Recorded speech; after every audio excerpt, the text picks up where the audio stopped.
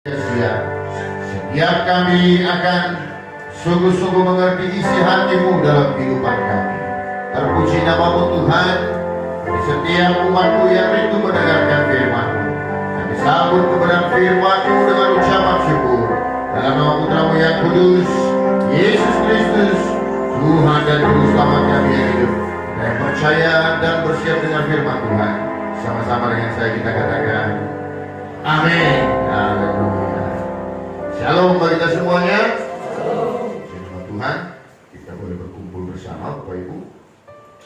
Hari-hari belakangan ini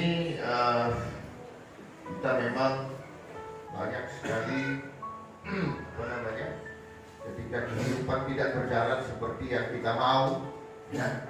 Ketika kehidupan ataupun rencana-rencana yang kita sudah perbuat pada akhirnya seringkali tidak sesuai dengan harapan, maka seringkali akan menimbulkan kecewaan bagi kita. Tapi ada satu cerita begini Bapak Ibu. Ada seorang ibu yang waktu itu dia dirawat karena menderita sakit mah yang sangat parah. Lalu dibawa ke dokter, dibawa ke rumah sakit, kemudian dirawat di sana dengan bantuan para dokter dan obat-obatan. Akhirnya si ibu itu sehat. Nah, sebelum pulang ke rumah, si dokter kasih tahu sama ibu, Bu, mulai dari hari ini jangan lagi kau makan makanan-makanan yang pedas. Mulai dari hari ini jangan lagi kau terlambat makan. Kalau udah lambungmu terasa mulai nyeri, maka buru-burulah makan. Apapun ya dimakan dulu supaya nggak. Kemudian kalau seandainya mulai dari hari ini jangan lagi makan yang asam-asam. Kalau ibu mau sehat, patuhilah itu, kata dokternya.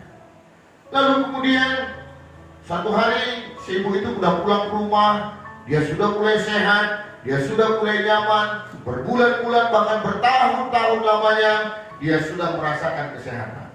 Hingga satu hari dia lihat ketika dia pulang dari kerjaannya, dia lihat ada tukang rujak dan dia sangat selera dengan rujaknya. Wah, paten kali, apalagi buah kesukaannya buah nanas sama buah mangga begitu. Lalu kemudian dibelinya lah rujak tadi, sedikit aja nggak apa-apa nih. Kan begitu pikirannya. Dia beli rujak yang sangat bukan karena Sinando jual rujak ya, enggak, tapi maksudnya kira-kira itu contohnya. Nah, saudara, lalu kemudian setelah itu dia makan rujak itu dengan sedapnya, dengan senangnya. Gak lama malamnya akhirnya menjerit-jerit dia. Karena apa? Lambungnya kuat. Lalu suaminya bilang, itulah kau, bukan apa? Bukan karena aku, katanya. Memang jual rujaknya yang kurang ajar. Masa pedas sekali dibuatnya? Masa semua dibuatnya apa? Yang asam-asam semua buahnya. Bukan aku yang salah, rujaknya yang gak beres itu. Kalau kita dengar cerita ini, siapa yang salah? Rujaknya kan? Atau ibu yang membeli rujak tadi? Nah, dalam hidup kita juga seperti itu. Kadang-kadang kita menyalahkan situasi, kita menyalahkan keadaan. Ini yang gak beres, ini yang gak benar, ini yang gak cocok. Kita salahkan apapun kecuali diri kita. Padahal sebenarnya yang paling bertanggung jawab menghadirkan kesusahan, yang paling bertanggung jawab menghadirkan malapetaka dalam kehidupan itu adalah diri kita sendiri. Hari ini kita belajar Bapak Ibu bagaimana hadirat Tuhan, penyertaannya di tengah-tengah badai dalam kehidupan kita yang luar biasanya. Walaupun kita yang buat masalah, tapi Tuhan juga tetap mengampuni kita dan Tuhan memberikan jalan keluar buat kita semuanya. Hari ini firman Tuhan saya ambil satu ayat saja. Saya mau khotbah secara topikal hari ini tentang seorang tokoh yang bernama Gideon. Hakim-Hakim pasal 7 ayatnya yang kedua. Hakim-Hakim pasal 7 ayat 2, demikian firman Tuhan. Berfirmanlah Tuhan kepada Gideon, terlalu banyak rakyat yang bersama-sama dengan engkau itu daripada yang kukehendaki untuk menyerahkan orang Midian ke dalam tangan mereka. Jangan-jangan orang Israel memegah-megahkan diri terhadap aku sambil berkata, tanganku sendirilah yang menyelamatkan aku. Hari ini kita belajar tentang peristiwa yang dialami seorang tokoh yang bernama Gideon. Orang Israel sudah mendiami tanah Kanaan, mereka sudah duduk dengan tenang di sana. Masing-masing suku mendapatkan tanah. Masing-masing suku diberkati oleh Tuhan dengan luar biasa. Orang Israel setelah sepeninggal Joshua, maka orang Israel dipimpin oleh yang namanya hakim-hakim. Ada hakim dimulai dari hakim, ada yang Barak, ada Deborah, berganti-gantian hakim-hakim itu memimpin bangsa Israel. Sampailah pada akhirnya setelah hakim-hakim Deborah, maka waktu itu terjadi kekosongan, tidak ada seorang pemimpin pun di tengah-tengah orang Israel. Apa yang terjadi Bapak Ibu?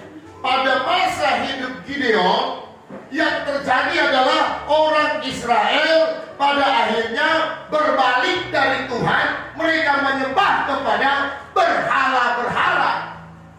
Di setiap rumah orang Israel, mereka dirikan patung-patung tuangan atau patung-patung cetakan berbentuk dewa untuk mereka sembah. Mereka melakukan praktek ini, Bapak Ibu.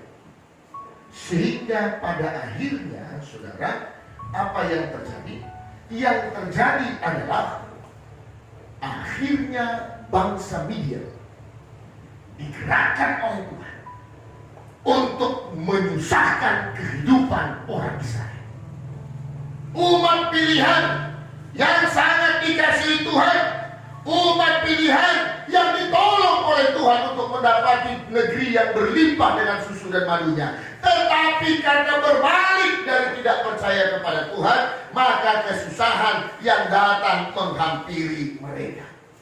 Catatan yang pertama, Pak Bu, kesusahan yang terjadi dalam hidup kita karena apa? Karena perbuatan kita yang mulai membelakangkan Tuhan. Bukan Tuhan tidak mau berkati. Bahkan dulu sebelum ketika bangsa Israel di tengah-tengah perjalanan, Tuhan bilang, aku akan memberikan 4 hal kepadamu. Apa 4 hal itu? Berkat atau kutuk, kehidupan dan kematian. Berkat dan kehidupan jikalau engkau tetap setia dan berjalan di dalam perintahku.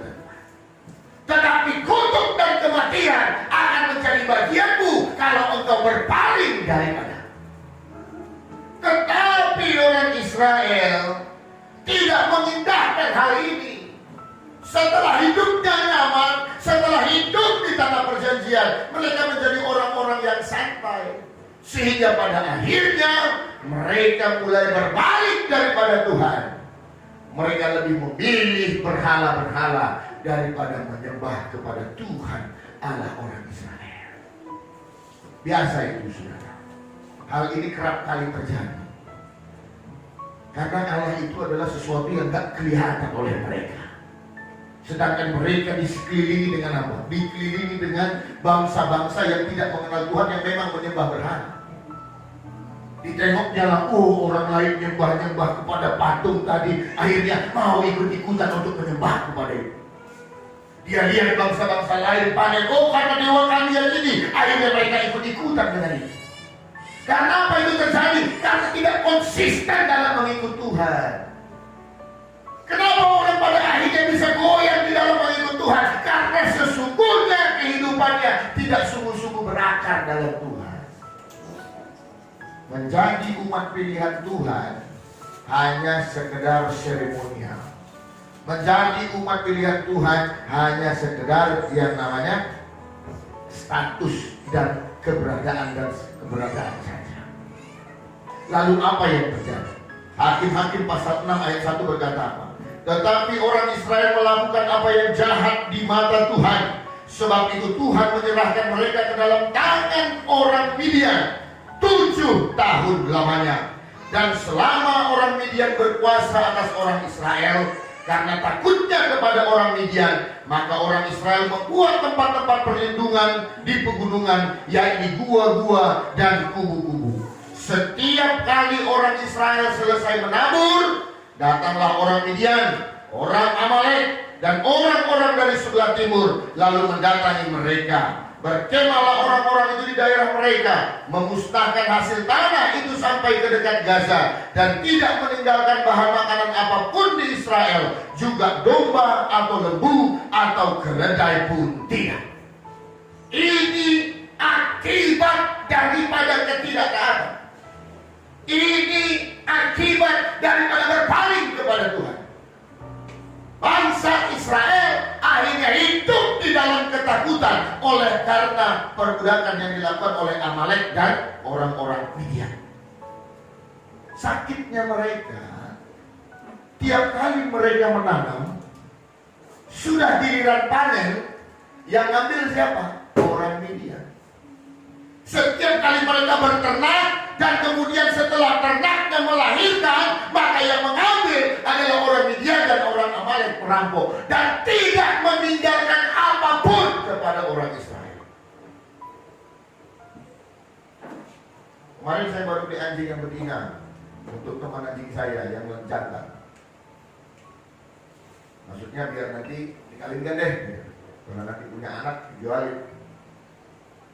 Bayangkan kalau seandainya setelah saya rawat 2 ekor anjing ini, kemudian dia beranak, melahirkan, lalu datanglah si Debbie, diambilnya lah semua anak tadi, lalu dia jual.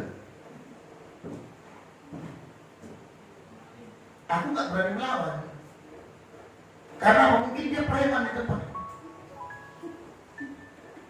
Daripada risiko terjadi apa-apa, diam aja lah.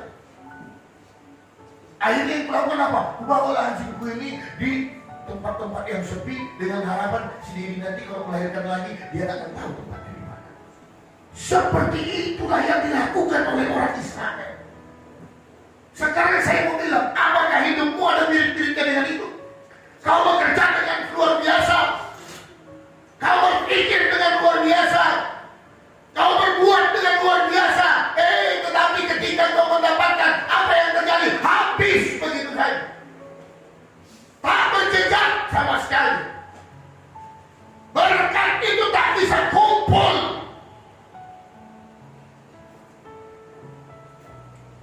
Saudara, maka jawaban yang kita tahu, mari coba kita periksa. Jangan-jangan aku masih membelakangi Tuhan. Jangan-jangan aku belum betul-betul mengasihi Tuhan dalam kehidupanku. Mungkin saudara gak buat patung di rumah. Mungkin kita gak bawa beli patung dewa bagaimana ke rumah kita, enggak. Tetapi memberhalakan segala sesuatu, lebih mengasihi segala sesuatu daripada Tuhan. Artinya apa? Itu sama dengan menduakan Tuhan.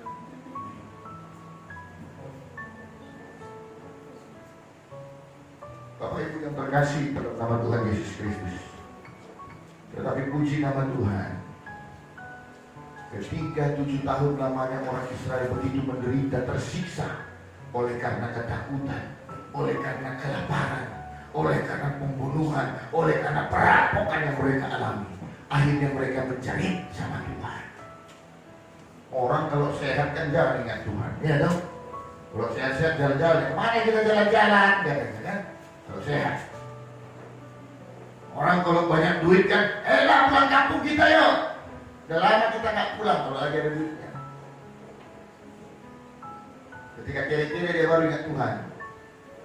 Ketika sakit dia Tuhan, tolong Tuhan, help katanya.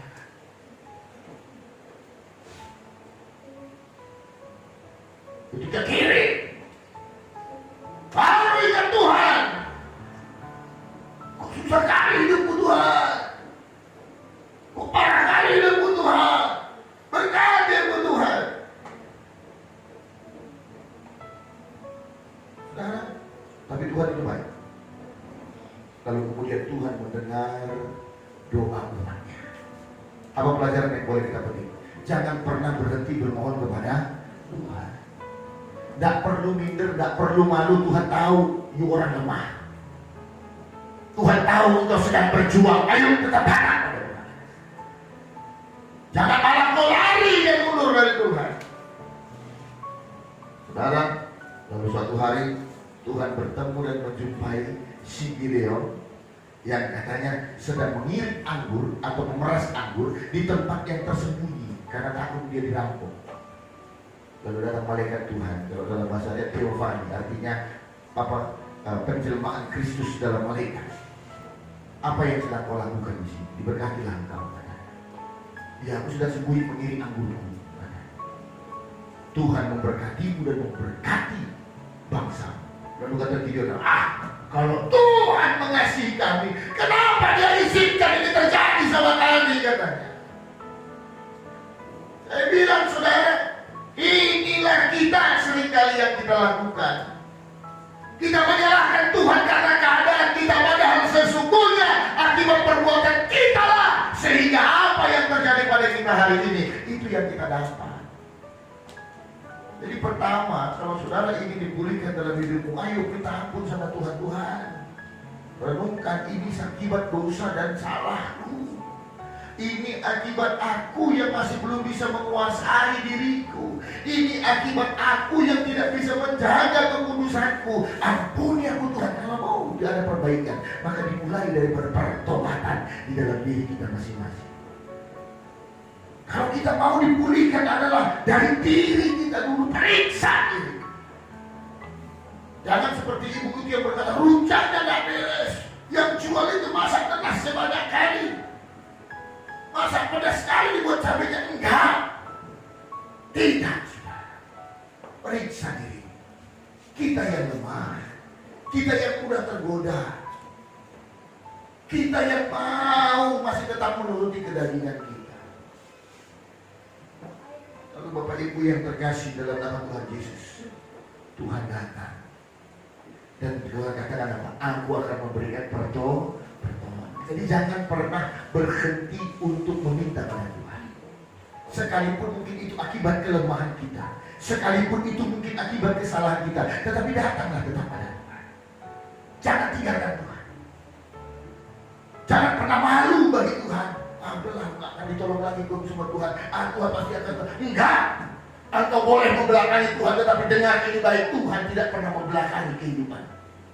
Engkau boleh berpaling menjauh dari Tuhan, tapi Tuhan tidak pernah mau menjauh dari. Engkau boleh berkhianat kepada Tuhan, tetapi Tuhan tidak akan pernah mengkhianati. Karena itu jangan pernah mau menuruti apa kata si jahat. Engkau sudah jatuh, jangan ikuti apa kata si jahat. Tuhan gak akan ngampuni kau lagi, kau pasti mati, kau pasti binasa. Tidak. Dalam Tuhan ada tetap pengampunan. Di dalam Tuhan akan Tuhan berikan yang namanya kemampuan untuk memperbaiki. Di dalam Tuhan Dia tetap memberikan kesempatan di dalam hidup kita. Lalu kemudian saudara, singkat cerita, akhirnya apa yang terjadi? Gideon mengiyakan panggilan Tuhan. Lalu dia mengumpulkan pasukannya. Saat itu terkumpul saudara 32.000 orang. 32.000 orang siap untuk berperang melawan orang Midian dan orang Amalek. Yang dilawan ini 150.000. 32.000 lawan 150.000. Waktu dilihat Tuhan dikumpulkan 32.000, Tuhan bilang apa? Gideon, terlalu banyak pasukanmu ini. 32 lawan 150, terlalu banyak. Iya. Jadi bagaimana tuh? Suruh siapa yang ragu-ragu pulang aja dulu. Gideon maju, tapi Gideon bilang, siapa yang takut, siapa yang ragu untuk berperang hari ini, silakan pulang. Ada tahu berapa orang yang pulang? 22.000 orang yang pulang. Tinggallah 10.000. Macam tinggal 10.000.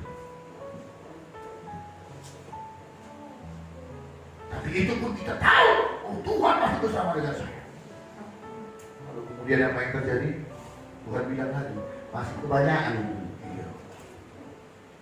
Udah, suruh mereka minum di sungai. Nanti aku saring. Baru ketika prajurit di 10.000 itu minum, lalu Tuhan bilang, siapa yang minum dengan cara mulutnya langsung ke air, itu kau suruh pulang. Tapi siapa yang minum tangan yang ngambil dari air lalu dimasukkannya ke mulut, itu suruh tinggal. Yang minum muncungnya langsung ke air tadi macam anjing, suruh pulang. Akhirnya apa? Tersaringlah di sana. Yang tinggal pasukannya dari 10.000 tinggal berapa? 300. Macam pilih 300 itu. 300 orang tinggal. 300 lawan 150.000. Tapi apa kata Tuhan? Aku melakukan ini supaya ke depannya tidak ada perkataan orang Israel karena kekuatanku lah, karena kehebatanku lah, karena kemampuan kami lah, maka kami bisa mengalahkan orang Midian. Tuhan membuat sesuatu yang mustahil menjadi nyata supaya kita menyadari bukan karena kebaikan, bukan karena kekuatan, tetapi karena murni Tuhan yang berikan pertolongan dalam hidup kita. Amin. Karena itu kalau hari ini kau merasa ada kemustahilan dalam hidupmu, saya mau bilang itu kesempatan buat Tuhan untuk menyatakan kuasanya dalam hidup. Amin. Jadi mana mungkin mana mungkin hidupku bisa berubah. Mana mungkin lagi bisa ada pemulihan. Mana mungkin lagi aku bisa disembuhkan. Saya mau bilang, kalau itu sudah terjadi dalam hidup, saya mau bilang, inilah waktunya bagimu untuk meminta pada Tuhan, biarlah kuasa dan mukjizatmu terjadi bagi yang tak mungkin ini dalam hidupku. Saudaraku, karena yang Tuhan mau adalah supaya kita tidak kembali ke dosa yang lama, menyombongkan diri kita, merasa bahwa apa yang terjadi pada kita adalah karena kekuatan dan kehebatan kita. Tidak. Kalau hari ini kita masih bisa berdiri, hari ini kita masih bisa puji Tuhan, hari ini kita masih bisa bernafas, karena kebaikan Tuhan, karena kemurahan Tuhan yang luar biasa. Dunia sekarang begitu dihebohkan dan ditakutkan oleh apa yang terjadi. Saudara-saudara kita yang di India hari ini pecahkan rekor lagi. Kemarin 320.000 sekian. Hari ini yang mati di India ada 400.000. Memecahkan rekor sekali mati dalam satu hari. Orang India, saudara-saudara kita itu banyak beragama Hindu, Bapak Ibu. Kalau Hindu itu dia kalau meninggal pasti apa? Dibakar. Seandainya di Indonesia Raya ini yang terjadi, seperti yang saudara-saudara kita alami di India, udah gak tahu. Tukang gali kuburan udah masuk ke kuburan, gak sanggup lagi dengan gali kuburan, karena kita gak dibakar. Di mana cari lahan? Stop kuiralan dipakai untuk jadi kuburan. Stop yang namanya jimat jiwa dipakai untuk apa? Semua habis itu tanah. 300.000 satu hari. Mau di mana dikubur? Cuma lingkar, kalau saya tanya rata-ratanya berapa Pak? 3 sampai 5 orang satu hari. 3 sampai 5 orang. Bayangkan kalau sampai 300.000. Mau jadi apa kita? Tukang gali tadi udah akhirnya kecapean dan dia masuk ke kuburan tadi. Tangannya dia sudah kecapean aja udah. Nah, sambut kan itu ya. Kalau bakar kan gampang bisa apa kayu ya kan, ditaruh kayu taruh bawahnya, tak selesai. Nunggunya habis itu yang lama. Ini sawah ini bikin kuburan ini semua nih. Gak ada lagi tempat, Bapak Ibu. 300.000 yang harus tewas setiap hari. Kita berdoa untuk saudara kita di India supaya itu semuanya mereda. Dan kita doakan supaya ini tidak terjadi di bangsa dan negara kita. Ngeri. Karena itu jangan sepele. Tetap jaga protokol kesehatan dimanapun kita berada. Nonton kita di India kan agak bandel-bandel juga kayak orang Indonesia ya kan? Bandel, padahal lebih keras lagi polisi di sana. Kalau kita lihat di program video, pakai rotan, pakai bambu dibalik. Itu pun tetap juga bandel. Kita polisi kita nggak sampai lah kayak gitu. Tapi dimanapun kita, ayo saja demi keselamatan bersama. Nggak perlu keluar-keluar kalau nggak perlu. Jangan sampai. Kita harus minta pada Tuhan keselamatan, bukan karena kekuatan kita. Orang India sana juga dari vaksin kok, kemarin itu malah dapat pujian karena mereka vaksinnya sangat cepat saat itu. Tapi nggak jamin. Jangan merasa dirimu sudah vaksin, oh udah kebal, enggak.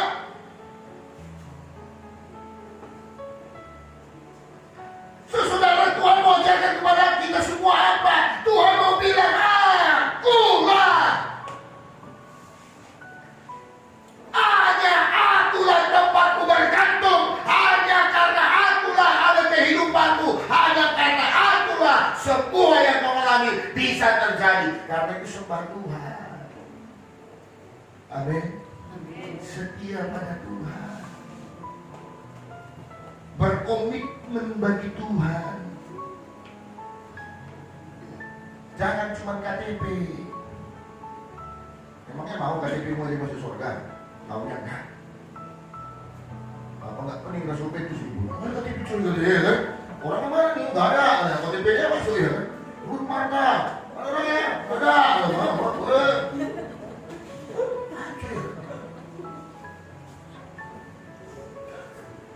Bisa.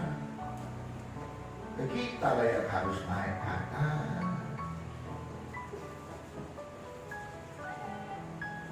Jika namaku dipanggil, ku ada. Bila bunyi sangkakala, bila bunyi sangkakala, bila bunyi sangkakala, bila bunyi sangkakala, ku ada. Hadir! KTP-nya masuk, orangnya tak ada. Gawat kita. Dengar ini baik, keselamatan itu murah diberikan Tuhan hari-hari. Amin. Tetapi menjaga dan menjalani keselamatan bukan barang yang murah. Nah, maksudnya ya, Tuhan berikan keselamatan itu karena kasih karunia, pemberian. Tetapi engkau yang sudah diberi harus bisa menjaga ini dengan mahal. Kalau kita boleh beli sesuatu, terserah kita mau kita apain.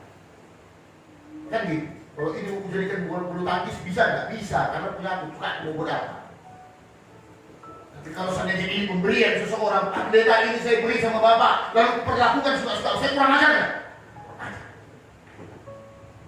Menjaga itu dengan baik, karena itu yang diberikan orang kepada kita. Kalau baju yang kita beli, suka-suka kita mau buat apa? Apa urusan kau? Apa beli kok? Mau jadikan kain lahap, sayang kali suka akulah yang beli duitku kok. Tapi kalau seandainya aku kasih suatu baju, so ini pakai ya, baju Pak Pendeta untukmu ya, saya kasih ya, kamu jaga. Begitu orang yang berakal budi, pasti takut dia menjaga. Jangan sampai rusak lah, ini kemudian kembali lalu ini. Kita diberikan keselamatan, bukan kau beli. Diberikan oleh Tuhan. Jaga itu dengan apa? Dengan ketaatan kita. Menjadi orang percaya yang layak untuk dipercaya. Saudaraku yang terkasih dalam nama Tuhan Yesus. Kalau hari ini, saudara, kehidupanmu mungkin sama seperti bangsa Israel yang dikejar-kejar oleh bangsa Midian, yang mencari tetapi pada akhirnya dia tidak bisa menikmati, yang dia mengumpulkan tetapi dia juga tidak bisa menikmati. Barangkali ada yang salah dalam kehidupan kita. Kita masih mengasihi yang lain lebih daripada Tuhan kita. Hari ini kita kembali pada Tuhan. Ayo, Tuhan memberikan kesempatan bagi kita supaya kita bisa dipulihkan oleh Tuhan. Datang kepadanya. Jangan malah berbalik pada dan meninggalkan dia. Dia tetap memberikan pengampunan. Datang kepada Tuhan, pulihkan hidupku. Tuhan baikkan hidupku. Tuhan kembali berkati hidupku supaya apa yang kukumpul itu akhirnya boleh aku nikmati. Tuhan mau memberkati hidup kita. Jangan tinggalkan Tuhan. Tuhan memberikan juga yang namanya berkat dan kehidupan buat kita. Dan dia mau kita menikmati hal itu. Karena itu jangan belakangi Tuhan. Jangan pernah meninggalkan Tuhan. Dan jangan pernah mau tertuduh oleh apapun. Tuhan tetap memberikan pengampunan dalam hidup. Dan yang Tuhan mau sampaikan kepada kita semuanya juga hari ini adalah, ingat ini baik, kalau menurutmu sesuatu itu sedang yang terjadi dalam hidupmu adalah mustahil, justru ini waktunya kau akan melihat kemustahilan itu akan menjadi kenyataan. Karena Tuhan mau segala berkat yang kita terima, kita menyadari itu semata-mata pemberian dan kemurahan Tuhan dalam hidup kita. Jadi kita harus senantiasa bersyukur, harus tahu diri dengan menghargai apa yang diberikan Tuhan di dalam hidup kita. Kiranya firman Tuhan boleh menjadi berkat atas kita semuanya hari ini. Tuhan Yesus memberkati. Mari kita bersatu dalam doa. Terima kasih Bapa kami yang baik, terima kasih Allah kami yang hidup. Kami bersyukur Bapa hari ini kebenaran firman-Mu boleh mengajari kami. Hari ini kami belajar dari peristiwa yang dialami oleh hamba-Mu Gideon. Tuhan Yesus, kesulitan yang mereka hadapi, ketakutan yang senantiasa menghantui hidup mereka. Ya Tuhan, hari ini kami belajar agar kami memeriksa diri kami. Sesungguhnya persoalan itu Tuhan ada pada kami sendiri. Kami yang sering membelakangi Tuhan, kami yang sering memberhalakan yang lain, kami tidak mengetuhankan Engkau ya Bapa. Ampuni kami atas segala pelanggaran kami. Kami rindu Tuhan pemulihan terjadi bagi kami. Kami rindu Tuhan segala yang baik itu yang boleh datang ke atas kami. Kami rindu yang kami cari itu boleh terkumpul dan kami boleh menikmatinya. Dan kami rindu Tuhan supaya nama-Mu dipermuliakan di dalam kehidupan kami. Ajar kami Tuhan untuk terus menjadi orang-orang yang rendah hati. Kalau apa yang kami miliki hari ini Tuhan adalah karena pemberian Tuhan. Kalau apa yang kami boleh nikmati sampai dengan hari ini adalah karena kemurahan Tuhan. Ajar kami bersyukur. Ajar kami menyadari tak satu pun karena kuat dan hebat kami, tetapi karena kebaikan Tuhan, karena kemurahan Tuhan di dalam hidup kami. Terima kasih Bapa di dalam surga. Termantrailah firman-Mu dalam kehidupan setiap anak-anak-Mu. Biarlah firman-Mu tinggal tetap dan menghasilkan buah yang lebat dalam kehidupan kami. Ini doa kami Bapa, ini ucapan syukur kami Tuhan. Dan kami akhiri pemberitaan firman-Mu di dalam nama Putra-Mu yang kudus, Yesus Kristus, Tuhan dan Juru Selamat kami yang hidup. Kita yang percaya dan diberkati oleh Tuhan, bersama-sama saya kita katakan amin. Berikan kemuliaan bagi Allah kita.